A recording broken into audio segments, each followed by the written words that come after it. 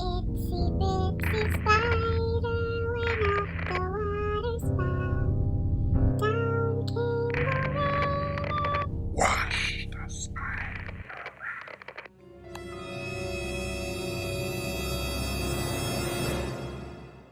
Hi everyone and welcome to my channel. Today I'm going to show you guys how to make a Halloween inspired creepy spider cake. This is also part of a huge Halloween collab with these wonderful channels, so be sure to check them out and subscribe. Vanessa from xoxoBeautyyNess is doing a shattered sugar skull makeup tutorial. Abraham from DIYs by Abraham is doing a monster slime phone case. Pita Bread will show you types of people. Sunkissed Chloe is doing 5 last-minute Halloween outfits, and Joseph Anthony is doing full face using only Halloween makeup. Now I'm going to show you guys how to make this creepy Halloween spider cake. To get started, I have 2 oven-safe bowls, and this one is the size of a regular breakfast bowl, and this one is a lot smaller. You got to make sure they're oven-proof, otherwise they will crack in the oven. And I have some chocolate cake batter, which I've just dyed with some black food color to make it a lot darker. And I also have some parchment paper strips. I've already greased my bowls, so I'm just going to add the parchment paper strips onto the bowls to prevent the cake from sticking. Then I'm going to pour the chocolate cake batter into my bowls a little more than 3/4 of the way full. I'm going to bake these at 325 degrees. It has to be a little lower because when they're baked in bowls, it takes a lot longer to bake. The smaller bowl took about 40 to 45 minutes to bake, and the bigger bowl took about 50 minutes to an hour to bake. Once the cakes have been completely cooled, I go ahead and remove them from the bowls, and I trim off that muffin top that they have at the very top just to give them a nice flat surface. Then I cut both of my cakes in half and I simple syrup them to keep them nice and moist. To start assembling the cake, I have a 12-inch round cake board, and I'm going to place my small cake.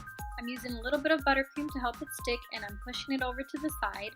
Then I'm going to grab the smaller cake, which is the head of the spider, and I'm going to place it right there and see where I need to trim off a little bit of the end so that it meets with the other round side of the cake. Then I fill the cake with my delicious cookie dough buttercream, and I go ahead and sprinkle some mini chocolate chips throughout the cake, and then I add the other 2 cakes on top and begin the crumb coat process.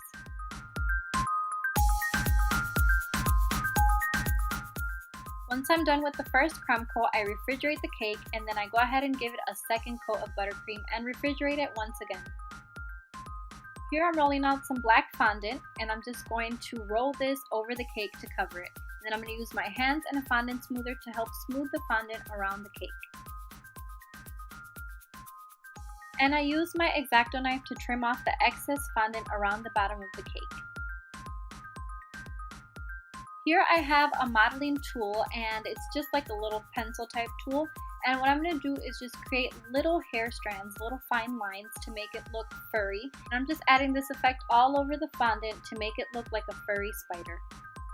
Then using some more black fondant, I'm going to roll these 2 little triangular fang looking shapes for the little fangs that spiders have in the front by their face. Using the end of my modeling tool, I'm going to create some indented circle shapes where I want to place the eyeballs. And I'm going to add 7 eyeballs onto the spider because I want them to be like a creepy mutated spider. And now I'm rolling out some red fondant balls, and I'm placing these in the indented shapes where I want the eyeballs to be. Now, to give the eyes a little more dimension and make them look a little more realistic, I'm adding some white fondant in the center of each eyeball to make it look like a little sparkle or sheen in the eye. And I know this is not part of a real spider, but I just created a nice indentation for the mouth, and I'm adding some vampire type fang teeth to the spider. Now using my black fondant, I'm rolling out a thick tube of fondant, and I'm going to cut it into pieces. I'm going to need 8 of these because spiders have 8 legs. And I am going to place those where I want the legs to be. And there's going to be 2 sections to the leg. There's going to be this thicker part, and then there's going to be a thinner part for the bottom of the legs.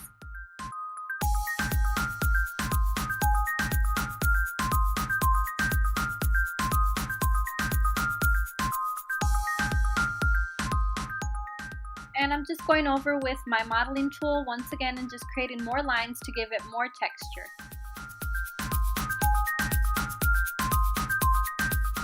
Using the pointy part of my modeling tool, I'm going to poke some holes into the eyeballs to also give them a little bit more texture. And this awesome, creepy, mutated Halloween spider cake is complete. Thank you guys so much for watching. I hope that you guys enjoyed this video. If you like it, give it a thumbs up, and also don't forget to subscribe. We have the creepy little fangs, the mutated spider eyes, the legs. It looks so ugly, but it looks awesome at the same time. It's creepy, but don't let it fool you because it is delicious on the inside. Now I'm going to cut it open so you guys can see how delicious it is.